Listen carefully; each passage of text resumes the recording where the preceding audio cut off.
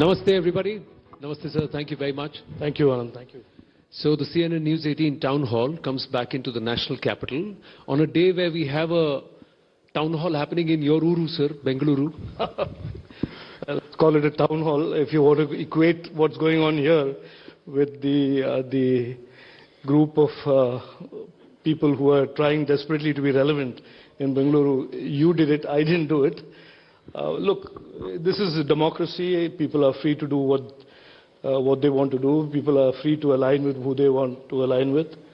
And people are also free to be deluded into believing that they can do something that they cannot. So it's fine. You believe it's a delusion, but a Congress is ready to back an AAP ordinance in Delhi. Those who got ousted are now coming together. They seem to be determined to keep the BJP out. Look, I'm not approaching this as a minister or as a politician, but just as common sense tells me that if your entire unity, if you want to call it that, is about disliking one person, and that you have nothing positive to offer to 1.2 billion Indian, 1.3 billion Indians who are all very anxious now, keen to see India develop, continue the type of development that we have seen in the last 9 years.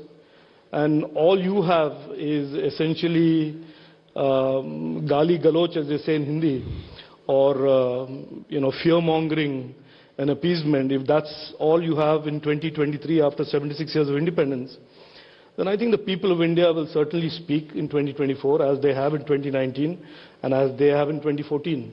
And the people of India know exactly what the future holds for them, what the opportunities are, and what the potential of this great nation is now unfolding in front of their eyes.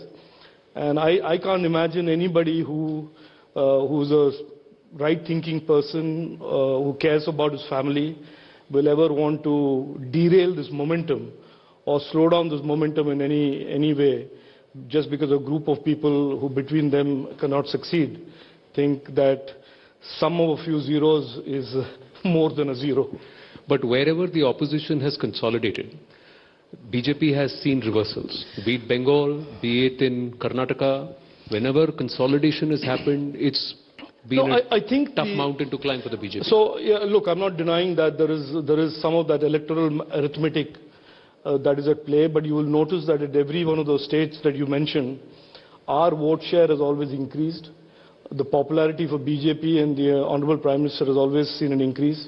Even in Karnataka, despite a really, let's say, less than truthful campaign run by the Congress party, we managed to retain our vote share. So I think the issue is really that there are some people who think that these elections in our great democracy is about political arithmetic. And we are certainly out there to prove that it is really about doing things for the people, building a better future. And that is the best way to, in a sense, demolish all of these conventional ways of looking at politics and democracy in India. Do you believe there is somebody, a face in the opposition that can challenge the BJP and the BJP leadership in 2024? I mean, I can see 15 faces. All of them on a good day don't get along with each other. So, look, that's not our business. That is certainly not on the list of priorities for the BJP to pick out who their face should be. They will pick out a face, but that is not the point. I don't think elections, especially in this reawakened India, this new India that is really marching forward, I don't think it's about a face. It is really about what is it that you're offering the young Indians, what is it that your economic ideology is, what is your economic thought.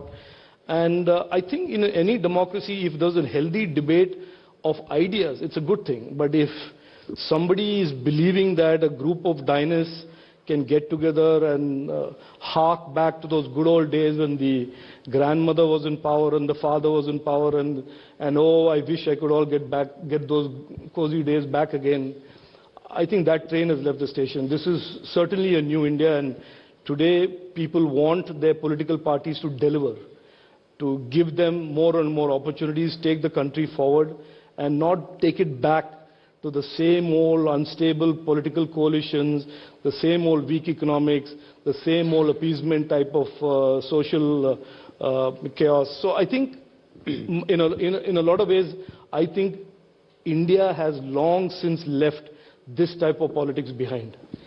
But how is the BJP any different from Congress of the yore? Because the BJP is also bringing in new partners erstwhile. You're also looking at stitching up coalitions. Yeah, no, I kind of expected this question, and when I was looking at my schedule this morning, I certainly was sure that you'd spring this on me.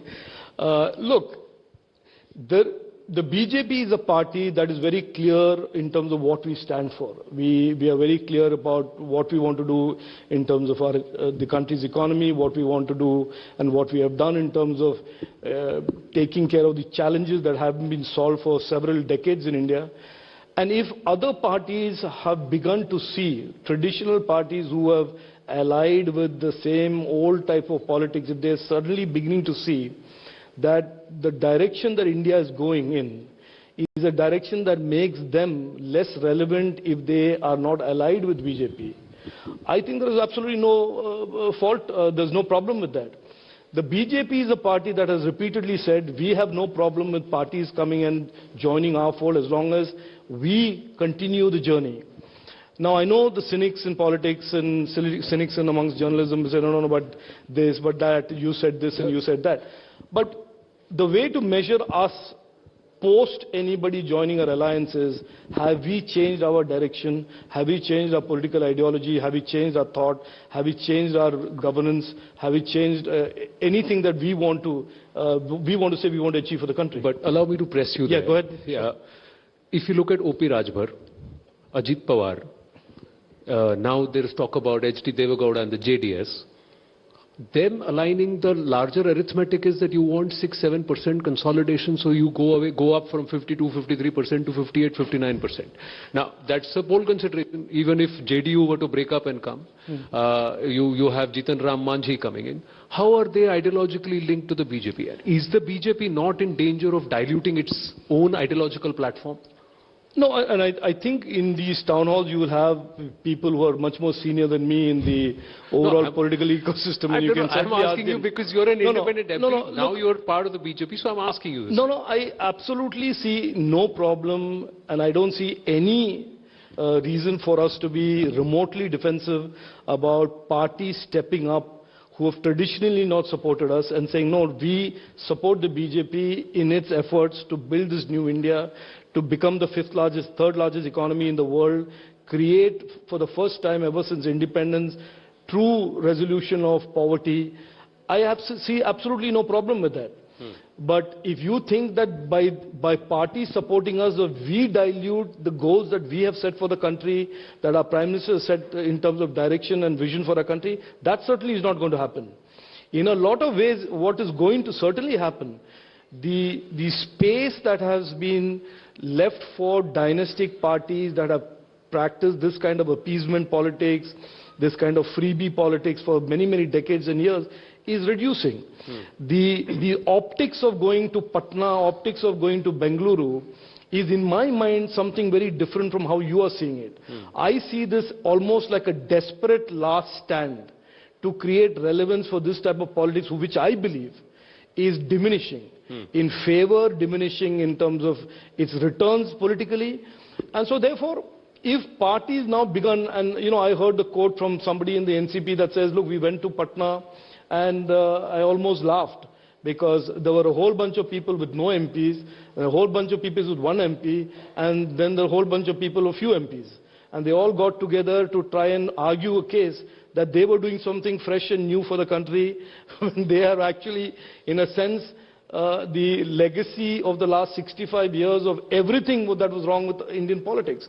So I think, look, we are, as Zaka correctly said at the beginning of the show, we are hitting 2024 elections soon around the corner in a few months. You will see a repeat of what we saw in 2019. You will see a repeat of what we saw in 2014. Maybe a little bit more frantic, maybe a little bit more jointmanship in that. But it is going to be more of the same, which is basically to flay things around, say things that can distract the voter, and say anything but the last 9 years of achievement and progress. That is their objective, and our objective is absolutely the reverse, that which is we will keep repeating what we have done in the last 9 years and what was not done in the last 65 years. But do you think you've been able to actually communicate and own the narratives? When we talk of critical legislations, which is for the greater good of the country, that's what it was supposed to be, say the CAA or even the farm laws, did you succeed or did you fail? No. So look, I mean, I can tell you 100 things that we succeeded in. I'm not saying our hit rate on success has been 100%, but I certainly I can tell you with absolutely all confidence that every effort at legislation, every reform that has been put forth has been for the good of India and good for the people. Maybe sometimes the noise and the misinformation have submerged the benefits that could have come out of those bills. And so therefore, we are living in a digital age, we are living where social media certainly can create noisiness and static and all of that, and misinformation has the power to sway people, misinformation has the power to certainly swamp the truth and elevate the lies, and that plays to the strengths of some political parties who actually live on a politics of misinformation and lies. So maybe those are the reasons for it. I certainly agree that at least on one or two cases which were really good for the country and good for the people, we could not take it forward. No, but as Maiti Mantri and somebody who's a champion of AI, this AI doesn't seem to be favorably coded for the BJP. If you're saying social media is largely captured by those who amplify misinformation. No, look, there are two ways of approaching misinformation. We can do what the Congress did during the UPA, which is to put everybody in jail who did a cartoon or did something satirical, misuse the Section 66A, and that is now being done in West Bengal. That is being done, of course, in Kerala, where they should have been the pioneers of it, given their Marxist background, and also being done by the Congress government in Karnataka. But look, for us, we certainly don't believe misinformation is the same as right to free speech. But there is this debate going on about how do we deal with misinformation. And so we don't want to be heavy-handed about it. We certainly want there to be a consensus where we create almost a national consensus or public opinion that right to free speech should not be conflated with and equated with the power and weaponization of misinformation. And especially in a democracy like ours, where we have now 85 crore Indians online, 120 crore Indians are going to be using the internet by 2025, that misinformation can be truly weaponized and used against not just the state, can be used against individuals, used against organizations, etc. So our approach is getting more and more people on board to understand that these are problems, and then to legislate around the problem rather than to use a stick. And as a consequence, we pay the price for it. But one of the criticisms for the government is that you allow industries to flourish and then you decide to legislate. Now, the gaming industry is the latest, which is a little upset. No, yeah. Again, I think this is being oversimplistic. The GST Council's findings is the GST Council. I make an effort to clarify, is not the government of India. The GST Council, as you know, is represented by all the state governments, so it is truly a federal organization, and state governments and state finance ministers and the government of India have come together and created a GST framework. Now that has a consequence of 3 years of work that they have done. And while we may quibble with what they have found and what they have not done, and the industry seems to be unhappy with it, we have to also recognize that the process of creating a regulatory framework for online gaming is only started in January of 2023. And we are only in the early stages, nascent stages of creating a predictable, sustainable, permissible online gaming framework. So we will do that, and we will go back to the GST Council and maybe request their consideration on the facts of the new regulatory framework. But I hear the noise, and I hear some people saying it's anti-constitutional and XYZ, and sorry to say this, but they're totally, certainly wrong. But as a techpreneur and a neta, do you sometimes have a confusion? Which side of the fence am I sitting in? No, I think it is better to slowly progress and evolve these frameworks that are sustainable than doing things in a hurry just because you are reacting to a soundbite or to an angry industry or an angry startup, and then create downstream mistakes. We believe today, and the Prime Minister is very clear on, in the digital space, do everything that from a perspective of the next decade, the India decade. So the laws, the rules, all go through detailed, deep consultation with stakeholders, and then we get people on board. The online gaming rules that have come out went through almost 3.5 months of consultation. And I want to tell you that what the government started with and what we ended with were totally different as a consequence of the consultation. So it's better to do it right than to do it fast. Okay, so there's still hope for the gaming industry. You're saying you may go back to the GST Council. I have limited time, so one more important aspect. Interestingly, ladies and gentlemen, as an independent MP, he championed the cause of Christian women in the Coorg and Mysore regions in Karnataka to get them the right for inheritance. So let me ask you, sir, is UCC a poll gambit by the BJP? Why are you waking up to it after 9 years? Or do you really believe that the time is right for a common civil code? Look, I mean, I'm nobody to say whether the time is right or the time is not right. I was recently in Kerala and I had somebody put a mic in front of my face and said, the CPM is doing a workshop on the UCC. And I asked them how many women were in the workshop. And it turns out that they had invited no women. But they were waxing eloquent about UCC being this terrible thing. What the Honorable Prime Minister said in Bhopal is worth repeating and repeating again. Because he said something in the context of Tushtikaran, appeasement. And he asked a question to the country. Why is it that something that our founding fathers, including Dr. Ambedkar ji, why is it that something that Article 44 in the Constitution, why is it that something that Supreme Court and the courts of the land have said should be done, has not been done, which is the Universal Civil Code, Uniform Civil Code? That was the question he asked. He never said that we are bringing it. He never said there is a draft. Now, instead of answering the question that he has posed, for which the answer is very clear, it is appeasement politics of the last 65 years. Instead of that, the opposition parties, especially the Congress, are speaking to the UCC about everything but that. And I think it is worth asking that question again and again. I certainly don't want to give you my views on whether there should be a UCC or not. I can certainly tell you that as I travel around the country and I meet people and I talk to them about many other things, when this topic comes up, the overwhelming sense that I get that India is a great country, we are going places, we are becoming an economic power, and there should be certainly one type of citizen, and therefore there should be one broad uniform citizen. This is what people tell me.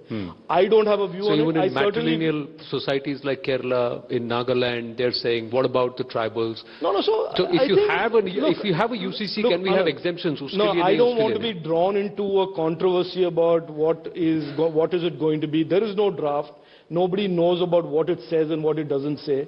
All today we are talking about is that these basic principles of uniformity in adoption, inheritance, women's rights have been flagged by our founding father, Dr. Ambedkar ji said it. The Supreme Court has said it. The Constitution says it. So the question that has to be asked today is why have we as a country on the move not done it for the last so it's years? Not a poll gambit to break some votes, get the women from certain sections towards the BJP? We don't do anything that is a poll gambit, but I certainly think the conduct of political parties who were in charge of government for the last 65 years, what they did not do is legitimate for any debate and discourse by those now pretending that they should be, they should be sort of considered for a vote in the 2024 elections. Rajeev ji, final 3 minutes I have on my clock. So you have a placard right to your right next to you, to your right, there, just below your phone. So you can keep your folder there. And you have to just see it's yes and no. So some questions which will be yes and no. Okay, and we'll see how we go. Okay. My first question is, कुर्सी comfortable है? आप कुर्सी पे comfortable हैं? ये कुर्सी पे. Pun is intended, sir. Okay, I'm fine. Okay. Okay. Are you keen to contest Lok Sabha 2024? I'm keen to do whatever my bosses tell me to do. Okay. Plan to shift from Bengaluru to Kannur? To Kannur? Kerala? To contest from Kerala, so your sites. Oh, I thought you wanted me to move no, sites in Kerala. So that's what I'm saying. Again, I think beyond a yes or a no, I don't know. Okay. Would you want anyone from your family to consider joining politics?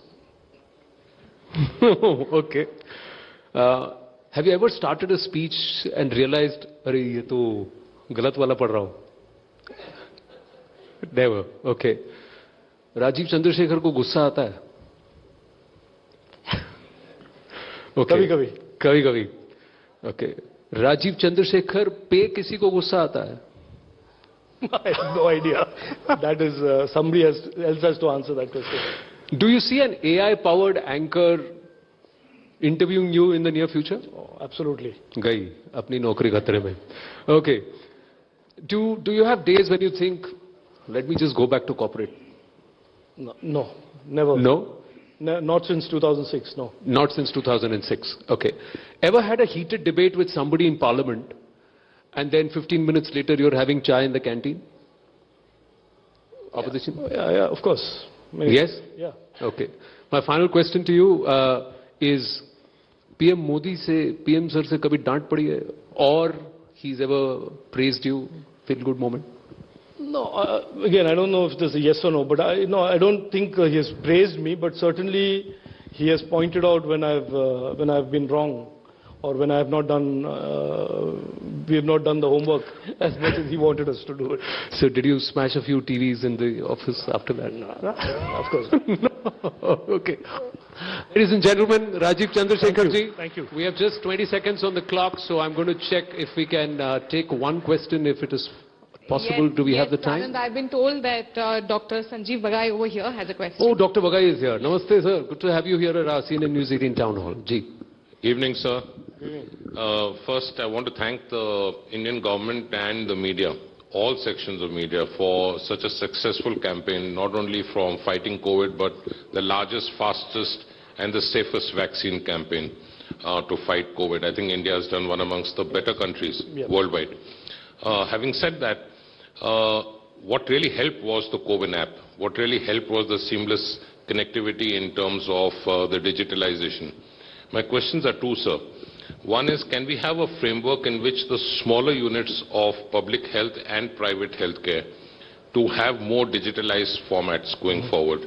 And the second question is, can we have our own Indian but international pandemic alert center? We should not rely on any data from overseas when it concerns the Indian subcontinent. John Hopkins is good, Mayo is good, India is better. Over to you, sir. Yeah. Both of them, I will say yes. They are not really my domain. It's Mansukh Manvia's domain, both of them. But certainly the need for a platform to include and allow integration of all health and wellness providers is a good idea, and I think they're already working on it, the Health Ministry. On the other issue, I'll certainly escalate it or pass it on to Dr. Manvia. One more? Anybody else? Yes. Shireen, my colleague will come to you, so please wait.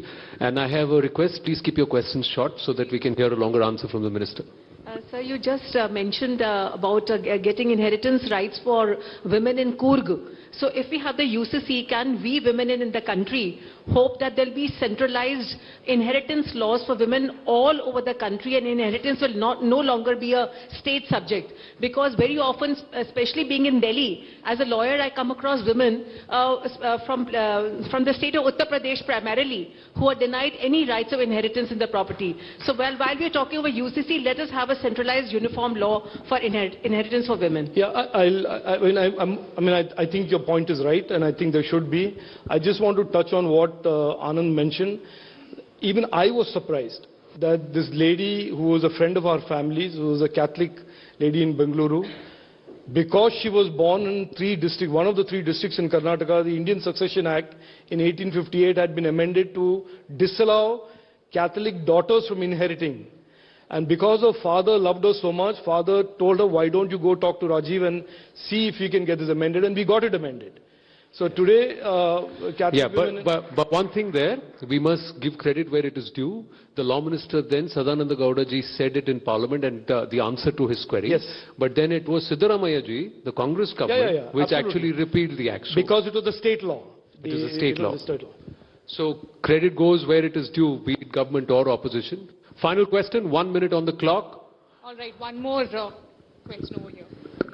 So my name is Barkat Rehan. I have a very short question for you since we were discussing UCC. Sir, will UCC, you just now said the draft, nobody has seen the draft. But still, sir, you might be talking in the parliament about it. So I want to know, will UCC cover all genders? That is male, female and transgenders. Will all genders be on the same platform, same law, one Right. one nation, one law? Okay, ma'am. First of all, I want to be very clear, and I said this in the response to Anand, despite his major efforts at baiting me on this, that there is no such thing. What the Prime Minister said in Bhopal was about why there was no UCC so far. So if you're asking me what is in the UCC, I certainly don't know, and I don't think anybody knows. This is to provoke a discussion about why for the last 65 years there has not been a UCC. Ladies and gentlemen, Rajeev Chandrashekhar ji, and from one Malayali to the other who's already in the house, Dr. Shashi Tharoor is also there. Good evening, sir. Thank you, sir. Big round of applause, please. Please be generous. Thank you. Thank you, sir. Thank you, Mr. Chandrasekhar. Thank you, Anand, for that engaging conversation.